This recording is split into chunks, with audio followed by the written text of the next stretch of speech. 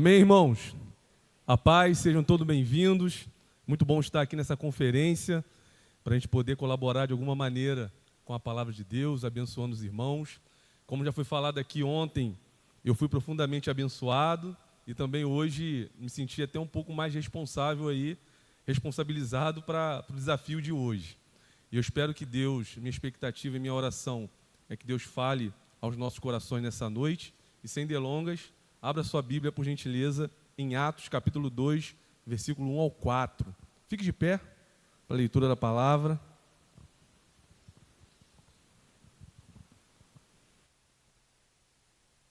Atos, capítulo 2, versículo 1 ao 4. Você vê alguém aí sem a Bíblia, se aproxime. E vamos fazer a leitura da palavra do Senhor. Diz assim a palavra de Deus. Ao cumprir-se o dia de Pentecostes, estavam todos reunidos no mesmo lugar. De repente veio do céu um som como de um vento impetuoso e encheu toda a casa onde estavam assentados. E apareceram distribuídas entre eles línguas como de fogo, e pousou uma sobre cada um deles. E todos ficaram cheios do Espírito Santo e passaram a falar em outras línguas, segundo o Espírito lhes concediam que falassem. Abençoe, Senhor, esse momento, que o Senhor possa falar aos nossos corações, em nome de Jesus. Amém. Tome seu assento. Estamos aqui nessa conferência falando sobre a Igreja Revelada e o tema de hoje é a Igreja Pentecostal Reformada. Como nós acabamos de ler aqui, isso não aconteceu e nem iniciou-se agora, isso iniciou-se lá no início da Igreja, em Atos 2, lá nos primeiros passos da Igreja, logo no seu início da sua caminhada. A gente vê aqui, ao cumprir-se o dia de Pentecostes, estavam todos reunidos ali no mesmo lugar. Assim também nós estamos até hoje, reunidos no mesmo lugar, como igreja, pedindo a Deus para que Ele possa continuar derramando sobre nós o Espírito Santo. E o desafio de hoje é falarmos sobre isso, a Igreja Pentecostal Reformada. Provavelmente você já ouviu em algum momento esses temas nas conversas ou em diálogos sobre o termo pentecostal e também o termo reformado. E o desafio desse tema é a proposta de responder algumas perguntas, como nós vamos expor aí para os irmãos. E a primeira pergunta é: será que existe pentecostais reformados? Talvez esse termo não seja familiar para você, ou você não saiba ainda tecnicamente o que significa, mas a gente vai estar expondo aqui alguns pontos e certamente você vai ficar inteirado. Segunda pergunta: será que existe alguma ligação entre o movimento pentecostal e a tradição reformada? Será? Pergunta ao teu irmão aí, será que existe? Pergunte ele, será? Será que existe? E esse é o desafio de hoje. Talvez esses dois termos não sejam totalmente estranhos para você. Eles aparecem o tempo todo em livros, pregações, debates. Mas será que sabemos realmente o que está por trás deles? Será que nós sabemos realmente o que está por trás de cada um desses termos? Hoje nós vamos olhar para as duas tradições que deixaram marcas profundas na história da igreja. Para a gente poder entender o que nós vivemos hoje, há a necessidade de nós olharmos para trás, nós olharmos para a história da igreja. E hoje o desafio também será esse, olharmos para esses dois movimentos e as marcas profundas que eles deixaram. E que ainda influenciam a forma como muitos cristãos vivem a fé. Essas influências, elas estão permeando a nossa igreja o tempo todo e em todo momento. Iniciando, falando um pouco sobre essa questão da Igreja Pentecostal Reformada, a gente vai começar falando sobre a Reforma Protestante.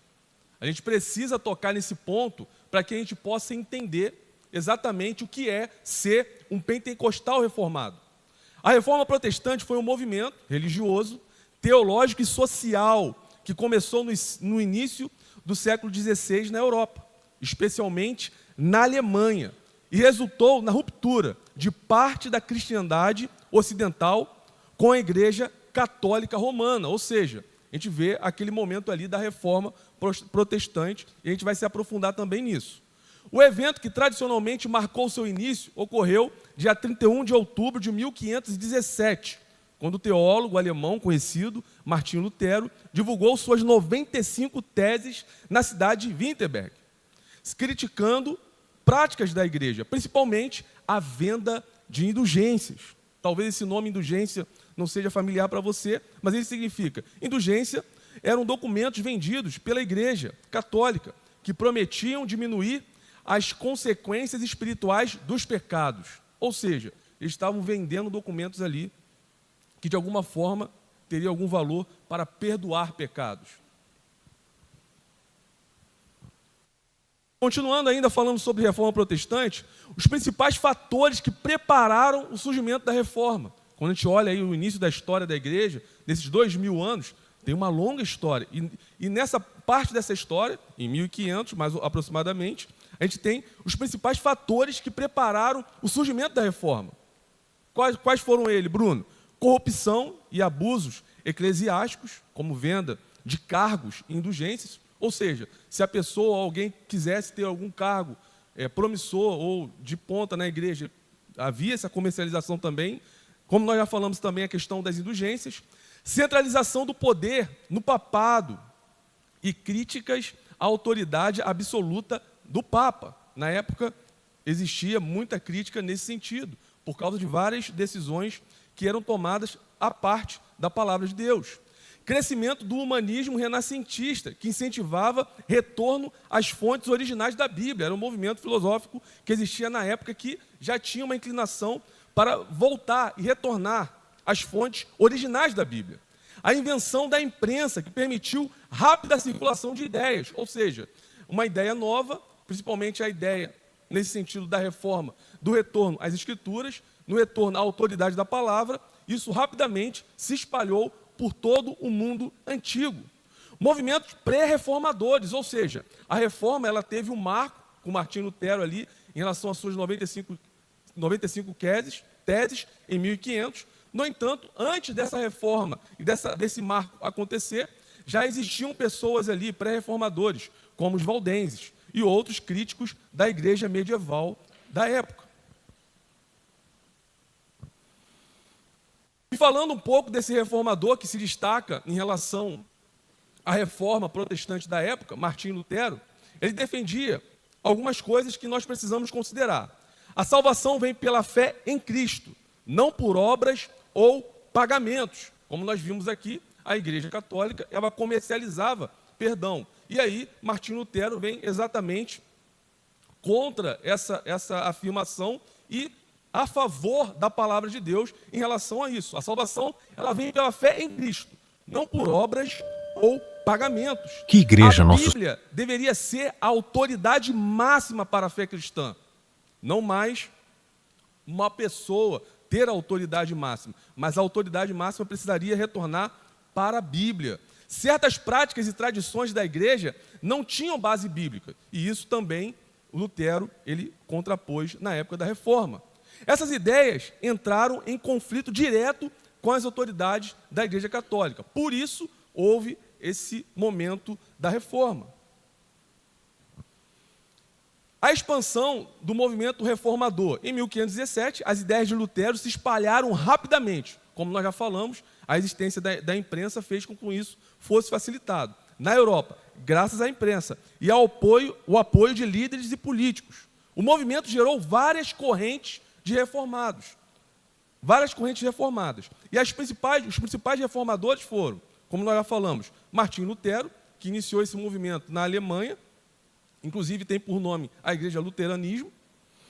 João Calvino desenvolveu a teologia reformada em Genebra e Zwingli liderou a reforma na Suíça. Esses três nomes aí são nomes que se destacaram. No entanto, existiam outras pessoas também por trás dessa reforma. Essas correntes deram origem a diversas igrejas protestantes. Tem esse nome justamente por não concordar com a igreja da época. A teologia reformada foi posteriormente resumida em 5 solas, princípios centrais do protestantismo. Isso aqui é importante para que a gente possa entender a questão da reforma protestante e a igreja pentecostal reformada. A teologia reformada, ela foi exatamente resumida.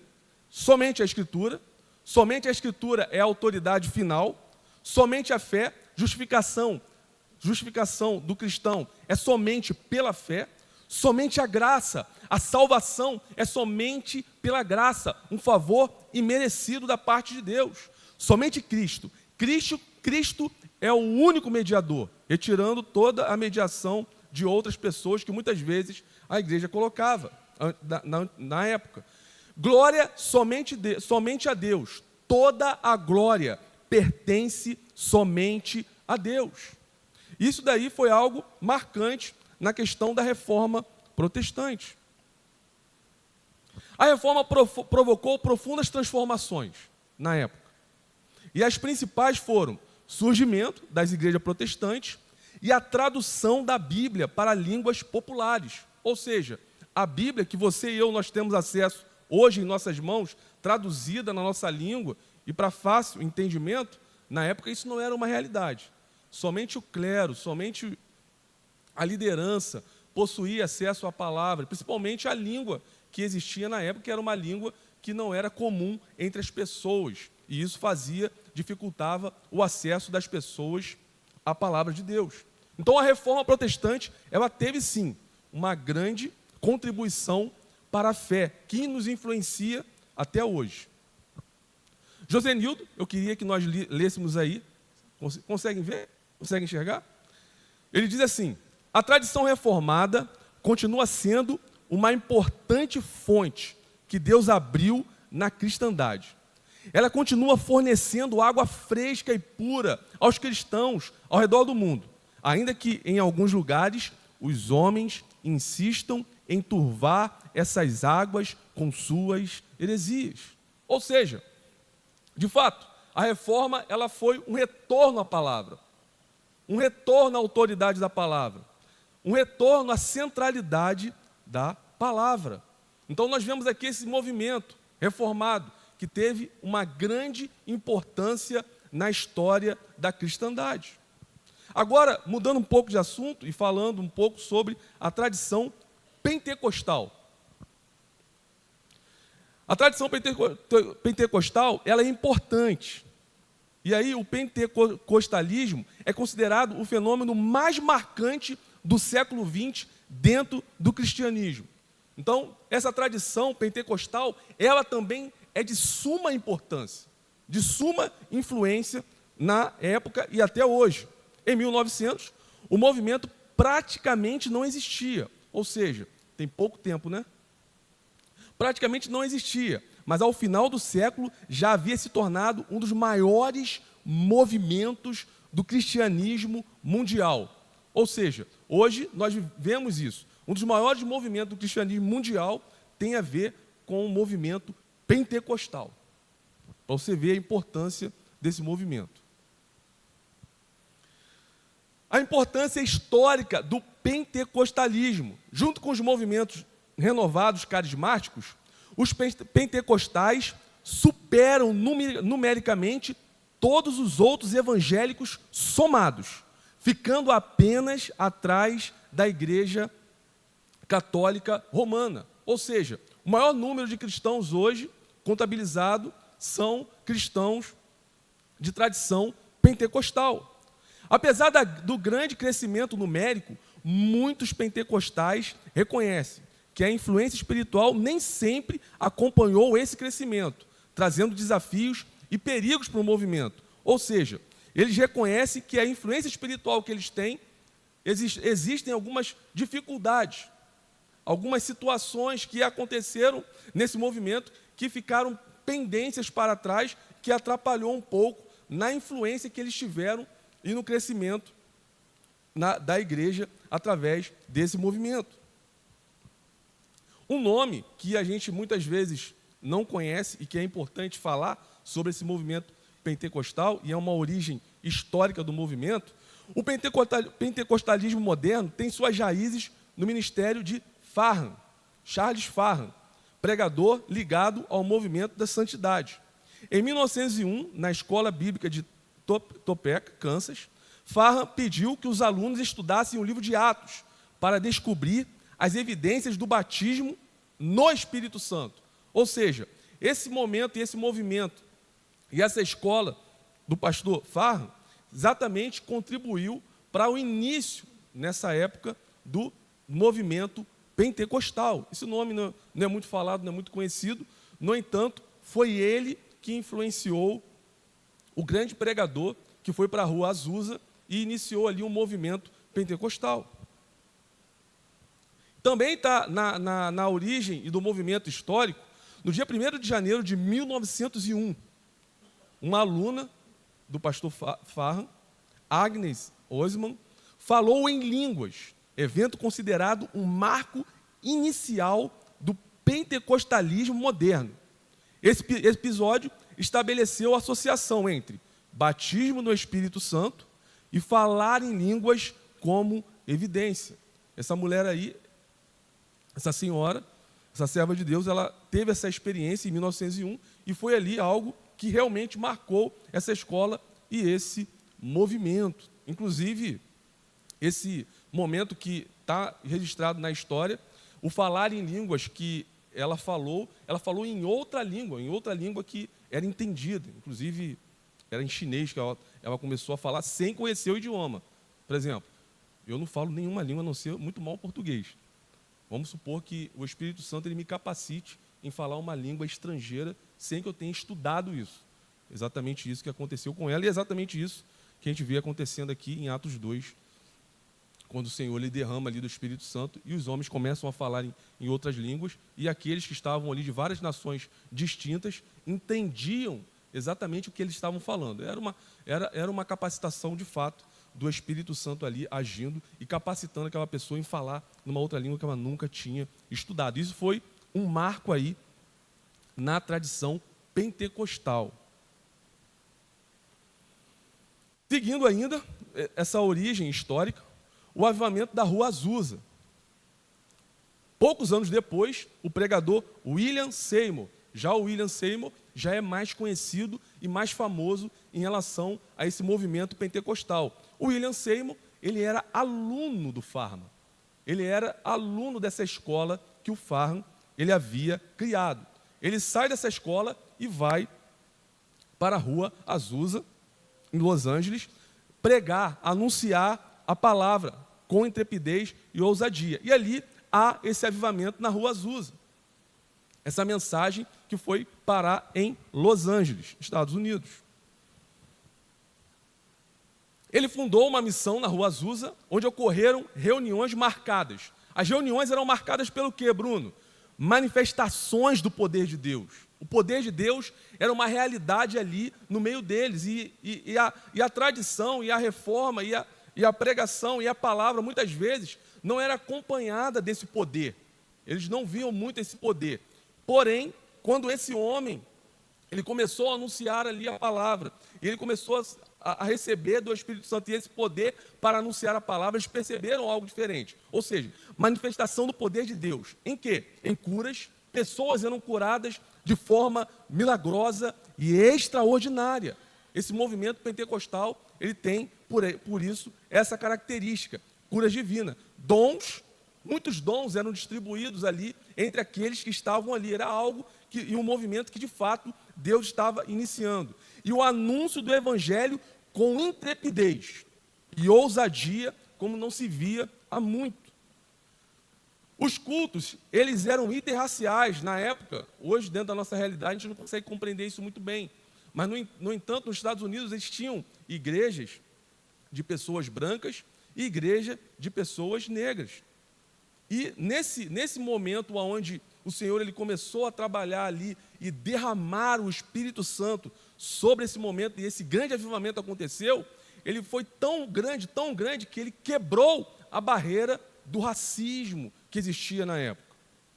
Devido à localização estratégica da cidade e à divulgação da imprensa, a experiência pentecostal se espalhou rapidamente pelo mundo. Ou seja, ele estava ali e rapidamente essa experiência ela se espalhou pelo mundo. Inclusive, a nossa igreja, ela também tem raiz nesse movimento pentecostal que trouxe pregadores e pastores para o nosso país para anunciar o Evangelho. Principais distintivos doutrinários do pentecostalismo. O movimento pentecostal se distingue de outras tradições protestantes, principalmente por 2 pontos. E aí, preste atenção nisso. Batismo com o Espírito Santo como experiência distinta da conversão. Ou seja, a pessoa se converte, tem esse encontro com Deus. No entanto, na tradição pentecostal, eles têm essa afirmação. Qual a afirmação? O batismo com o Espírito Santo numa experiência distinta da conversão. Atualidade dos dons espirituais, especialmente o dom de línguas, ou seja, não é cessacionista. Eles creem, ou seja, o pentecostal ele continua crendo que os dons de Deus, eles continuam se manifestando hoje. Eles não pararam lá na era apostólica, eles continuam até hoje.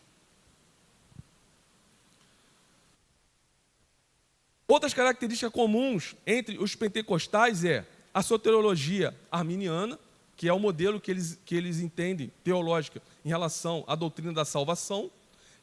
Credobatismo, talvez credobatismo você nunca ouviu esse termo, mas é o fato de você ter que crescer, chegar à idade do entendimento, reconhecer que você é um pecador e você pedir o batismo. Isso é o credobatismo, é o que a gente pratica na nossa igreja, porque tem o pedobatismo. Pedobatismo é o que, Bruno? É a pessoa que é batizada na infância.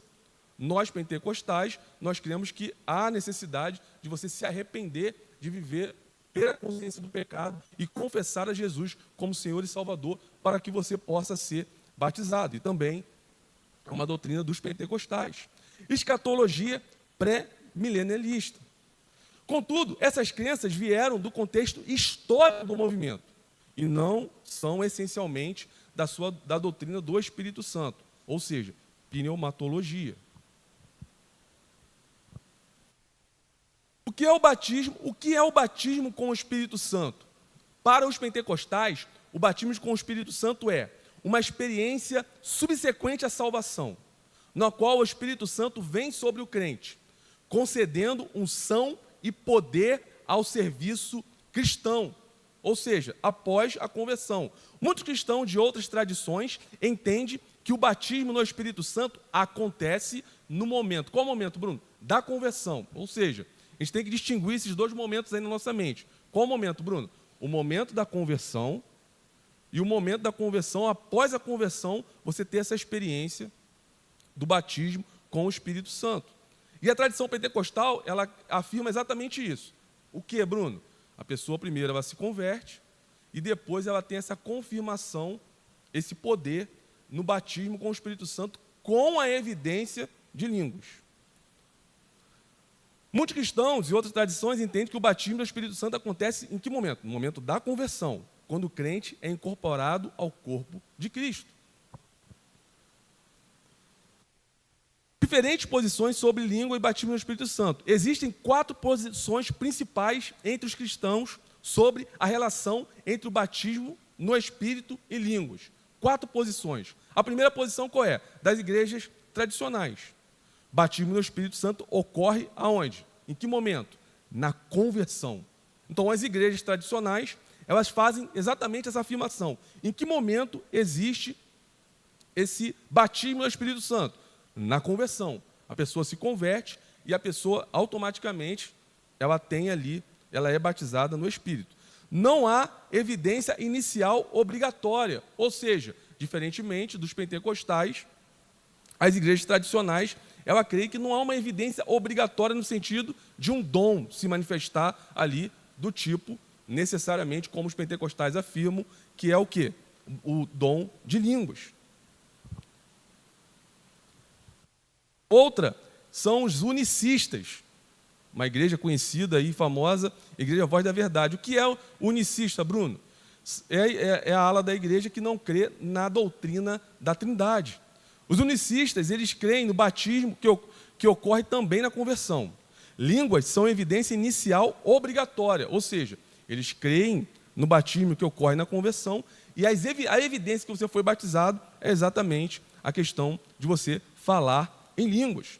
Alguns pentecostais, do tipo o Brasil para Cristo, batismo geralmente posterior à conversão, nem sempre acompanhado de línguas, ou seja, pode ser acompanhado como não pode ser acompanhado, mas o batismo ele pode acontecer. E para os pentecostais clássicos, quem são eles? Normalmente os da Assembleia de Deus.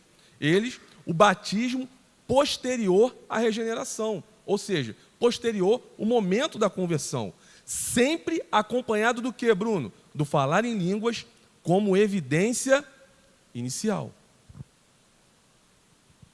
Então a gente viu aí algumas formas que algumas linhas da tradição pentecostal crê. Dom de línguas. Dom de línguas é entendido como a capacitação do Espírito Santo para falar em um idioma que a pessoa não aprendeu. Existem duas interpretações principais, e aí preste atenção aqui, irmãos. Glossolalia, falar idiomas humanos reais desconhecidos pelo falante, que é o que aconteceu com aquela irmã que a gente falou inicialmente. Era a interpretação predominante entre os primeiros pentecostais, ou seja, a pessoa ela falava em línguas. Que línguas é essa, Bruno? Em línguas que ela não havia aprendido, uma língua estrangeira, espanhol, vamos supor, nós somos brasileiros falando português, você começou a falar inglês, espanhol, uma capacitação do Espírito Santo. Inclusive, essa era a afirmação lá no início dos primeiros pentecostais. E a glossolalia, linguagem espiritual desconhecida, tanto pelo falante quanto pelos ouvintes. Nesse caso, é necessário o dom de interpretação, que também é o falar em línguas que precisa, de fato, de interpretação. Ambas têm respaldo bíblico, irmãos. Ambas, na palavra de Deus, a gente vê registro acontecendo.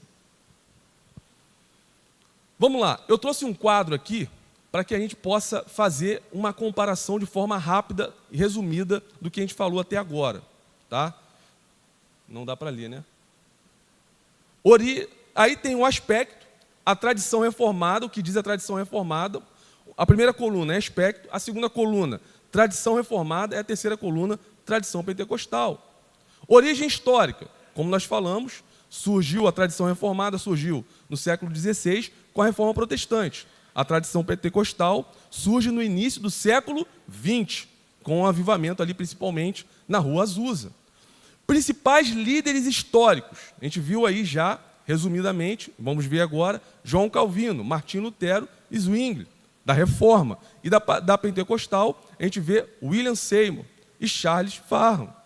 Autoridade doutrinária, tradição reformada, forte ênfase em somente a Escritura, a Bíblia como autoridade final.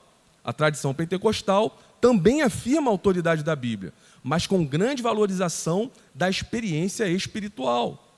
Doutrina da salvação, baseada a doutrina reformada, baseada na graça soberana de Deus. Forte desenvolvimento do calvinismo. E a tradição pentecostal, salvação pela graça mediante a fé, normalmente enfatiza o sistema arminiano. Visão sobre o Espírito Santo, atua na regeneração, santificação e iluminação da palavra. A reforma, tradição reformada. A tradição pentecostal, ênfase no batismo do Espírito Santo, como experiência posterior à conversão. Dons espirituais, em relação aos dons espirituais, o que a reforma fala? Muitas igrejas reformadas defendem o cessacionismo, que é o quê? Dons extraordinários cessaram, só foram para a época apostólica. Já a tradição pentecostal não. Normalmente defende o continuismo, dons continuam ainda hoje. Forma de culto, mais litúrgico, em relação ao reformado, mais litúrgico, centrado na pregação e exposição bíblica. Tradição pentecostal, cultos mais espontâneos e expressivos. Pregação, forte tradição de pregação expositiva, que é a tradição reformada, ela reforça isso. Na coluna de tradição pentecostal, pregação geralmente mais experiencial e evangelística. Sacramentos e ordenanças, batismo e ceia, com grande reflexão teológica, no caso da reforma, e na tradição pentecostal, batismo e ceia, com menos desenvolvimento sacramental. ênfase espiritual, doutrina, na reformada, doutrina, soberania de Deus e aliança. É uma ênfase espiritual que a tradição reformada dá. Já a tradição pentecostal, batismo e ceia, experiência com o Espírito Santo, milagres e avivamento. É a ênfase espiritual da tradição pentecostal. E por último, exemplos de igreja. A gente vê aí na tradição reformada, presbiteriana, reformadas e algumas batistas. E na tradição pentecostal, a gente vê a Assembleia de Deus, Igreja do Evangelho Quadrangular, entre outras. E a pergunta é, será que existem, dentro daquilo que a gente falou aqui, desse quadro que a gente leu aqui, colocando cada um lado a lado, será que existe pentecostais reformados? Pergunta para o teu irmão aí, será que existe? Será que existe? Vamos responder. O valor das duas tradições, ambas as tradições tiveram um grande impacto no cristianismo, e a gente já falou isso aqui. Tanto a tradição reformada, quanto a tradição pentecostal. Ambas, elas tiveram um forte impacto ao longo da história. Inclusive, nós também somos influenciados por ela. A tradição reformada foi responsável por definir e defender as bases doutrinárias do protestantismo. Então, a gente já viu isso aqui. O movimento pentecostal moderno, que surgiu após o avivamento da Rua Azusa, como nós já vimos quem foi que iniciou esse movimento, tornou-se o maior movimento de renovação espiritual e expansão missionária da história recente. Ou seja, é um movimento que tem uma abrangência muito grande. Ambas as tradições foram instrumentos relevantes na história da igreja. Deus usou poderosamente cada uma dessas tradições. O movimento pentecostal moderno é um fenômeno mais dinâmico de renovação espiritual do cristianismo do último século. É um movimento muito dinâmico. O movimento tem influenciado em aproximadamente 500 milhões de fiéis, ou seja, cerca de 1/4 de toda a população cristã mundial em apenas um século da sua existência. Ou seja, 1/4 de toda a população cristã mundial. Para você ver o alcance desse avivamento, o alcance desse movimento pentecostal que nós vemos alcançando toda essas pessoas. O movimento também representa o mais expressivo avanço evangelístico e missionário da história recente. Ou seja, a gente não conhece algo que aconteceu como esse movimento pentecostal que iniciou-se ali há 100 anos aproximadamente. E é discutivelmente em toda a trajetória do cristianismo. Ou seja, não tem como nós compararmos esse movimento com outro momento de tanta influência que ele tem sobre a cristandade. A reforma coloca alguns pontos, tá? Os reformados, a igreja reformada, coloca alguns pontos que consideram um problema para a fé em relação aos pentecostais. E um desses pontos eu trouxe aqui para a gente poder estar colocando é o seguinte: primeiro, o populismo religioso, procurando apresentar aspectos popular, não se apegando muito fortemente à palavra. Pragmatismo eclesiástico, talvez você não tenha ouvido isso, mas forte ênfase em resultados imediatos. O que dá certo? O que funciona? Eu não vou usar aqui alguns termos, mas, enfim, O que funciona? O que você vê que muitas vezes é um pragmatismo, um movimento que as igrejas fazem para que dê certo e funcione ali de forma imediata. Então, muitas vezes, os irmãos reformados, eles têm essa crítica. Subjetismo espiritual, espiritualidade baseada na experiência individual, ou seja, não muito fundamentada na palavra, mas muitas vezes numa experiência individual própria. E o risco de misticismo, foca em amuletos físicos, objetos de fé, desviando muitas vezes do sacrifício de Cristo. E muitas vezes a gente vê isso acontecendo. Pentecostais, por outro lado, criticam os reformados também. Eles falam sobre um intelectualismo excessivo, um excesso de intelectualidade, um racionalismo, racionaliza tudo, não coloca ali as suas emoções à prova, racionaliza absolutamente tudo. Intelectualismo excessivo, racionalismo e frieza espiritual.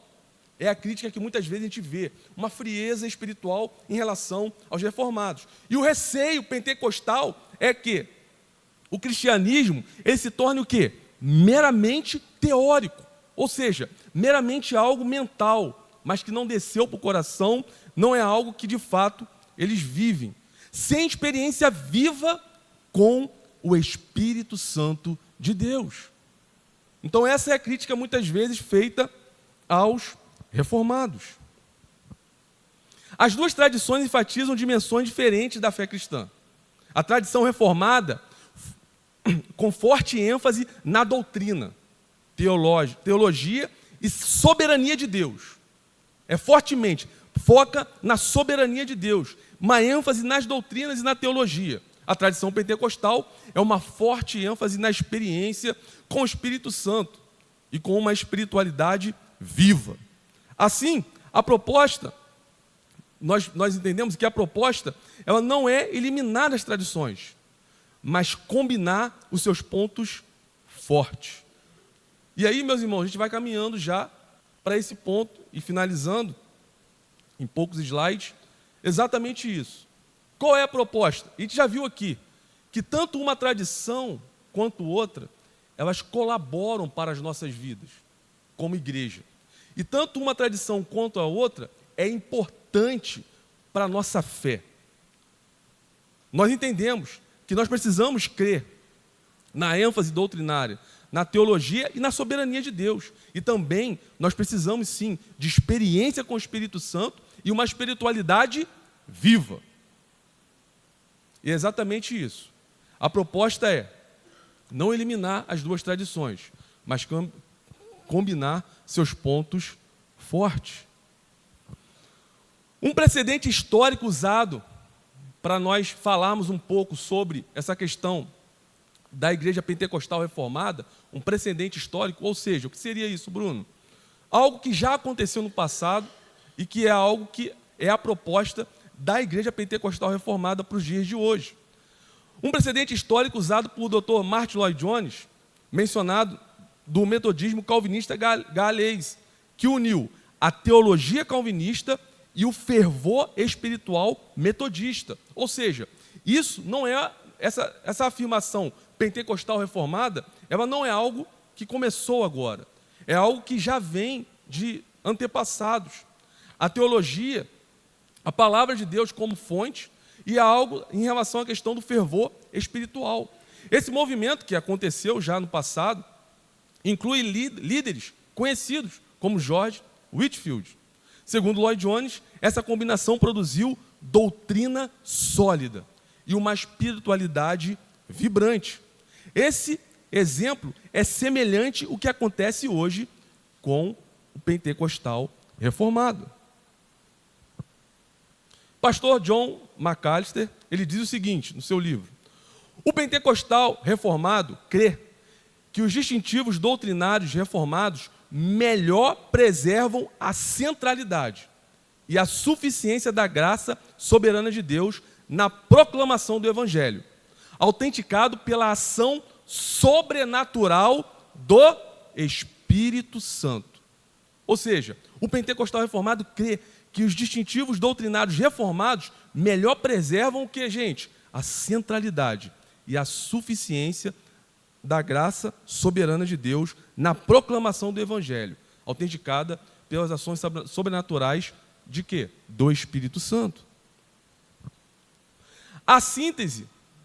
Em síntese, o pentecostal reformado tem uma estrutura clara, ou seja, base doutrinária da igreja pentecostal reformada é o quê? É exatamente essa que a gente vai falar aqui, a base reformada. A síntese mantém os fundamentos clássicos da reforma, como nós já falamos. Quais são os fundamentos clássicos da reforma?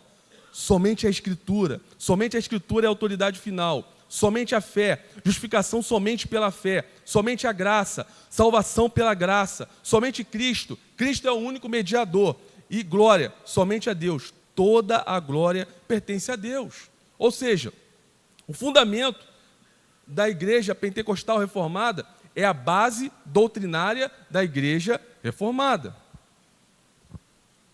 Outras doutrinas que nós também colocamos aqui sobre a síntese pentecostal reformada, tem como estrutura a base doutrinária reformada, são as doutrinas da graça. E o que seriam, Bruno? As doutrinas da graça. Primeiro, depravação total, ou seja, o homem, de fato, está morto em seus delitos e pecados. E sem Deus, ele não tem como voltar à vida. Eleição incondicional, ou seja, a eleição é um ato de graça de Deus. Não tem como nós fazermos alguma coisa ou algo de nós mesmos para merecermos sermos eleitos, sermos salvos por Deus. Expiação limitada, ou seja, a expiação de Cristo, de fato, ela foi válida e, de fato, irá se cumprir para todos aqueles que foram salvos, e foi exatamente por eles que a expiação foi feita. E a graça irresistível, ou seja, diante da graça de Deus, não conseguimos resistir. Diante da graça maravilhosa de Deus, diante de nós, ela é irresistível. E a perseverança dos santos, ou seja, uma vez que você se encontra com essa graça irresistível, certamente você irá perseverar até os últimos dias. O pentecostal reformado também compreende, junto com a tradição reformada, em sua maioria, que o batismo pelo Espírito Santo não representa uma segunda iniciação, um segundo estágio da vida cristã, mas sim uma imersão inicial do cristão na vida do Espírito, quando da sua regeneração, mediante a rendição ao Evangelho pela fé em Cristo. Ou seja, o batismo do Espírito Santo para a igreja pentecostal reformada é exatamente esse. O quê? A partir do momento que você teve um encontro com Cristo, a partir do momento que você entregou a sua vida a Cristo, a partir do momento que você confessa a Jesus Cristo como Senhor e Salvador, o Espírito Santo de Deus, ele passa a habitar em sua vida. Consequentemente, você e eu, nós fomos batizados por ele.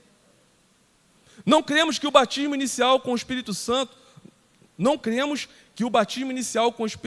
na conversão exclui a possibilidade e a necessidade de múltiplos preenchimentos do Espírito. Ou seja, uma vez que eu tive a experiência de me converter, de entregar minha vida a Cristo completamente e receber a visitação do Espírito Santo, isso não significa que eu não precise mais do Espírito Santo. Isso não significa que eu não precise de mais revestimento e autoridade do Espírito Santo. Ou seja, é algo que de fato a Bíblia nos orienta a buscar. E é de fato, a gente precisa buscar o quê? Preenchimento do Espírito Santo, mais do Espírito Santo, visando uma vida de crescente santidade e serviço eficaz no reino de Deus. Apesar de não encarar, irmãos, um pensamento de Carson, que eu queria, acho que vocês não vão conseguir ler, diz assim: apesar de não encontrar apoio bíblico, Carson fala o seguinte: para a teologia da segunda bênção, encontro apoio para uma teologia da segunda, terceira, quarta ou quinta bênção.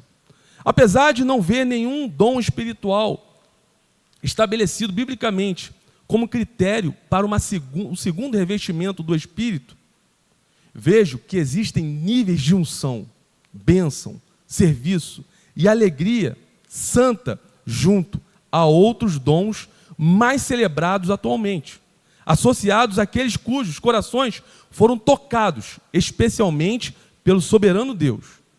Embora eu ache extremamente perigoso buscar uma segunda bênção que seja atestada por falar em línguas, também acho que não anelar profundamente por Deus seja algo tão perigoso quanto isso, tornando-se satisfeito com o cristianismo meramente teórico, que seja seguro, mas também complacente, ortodoxo, mas também engessado, sensato, mas também adormecido.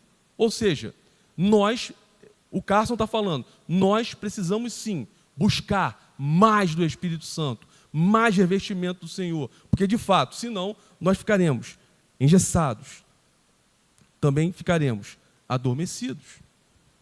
O pentecostal reformado também crê na operação contínua de todos os dons espirituais carismáticos desde os tempos apostólicos. Cremos que a ênfase da espiritualidade pentecostal na busca por mais da vida e do poder do Espírito Santo, tanto dos seus frutos como dos seus dons, melhor condiz com o desejo por um testemunho vigoroso e vibrante do Evangelho de Jesus Cristo neste mundo, que na devoção pessoal e familiar, quer na vida congregacional e na evangelização, quer em nosso testemunho público e social como povo de Deus na terra. Ou seja, nós cremos nessa questão da busca do poder do Espírito Santo. Mais uma vez, Carson diz assim: o movimento carismático pentecostal tem desafiado a igreja a esperar o quê? Mais de Deus. Eu falei com meu filho ontem, você espera mais de Deus quando você vai para o culto? Você espera mais, receber mais de Deus? E é exatamente isso que o Carson está falando. O movimento pentecostal tem desafiado a igreja a esperar mais de Deus, a esperar que Deus derrame o seu Espírito sobre nós por meio de formas que quebrem os nossos moldes tradicionais, para pôr em xeque uma teologia que, sem garantias exegéticas suficientes, rejeita toda a possibilidade do que é miraculoso, com exceção da regeneração. Ou seja, nós precisamos sim buscar mais do Senhor, ter a expectativa de receber mais de Deus. Amém?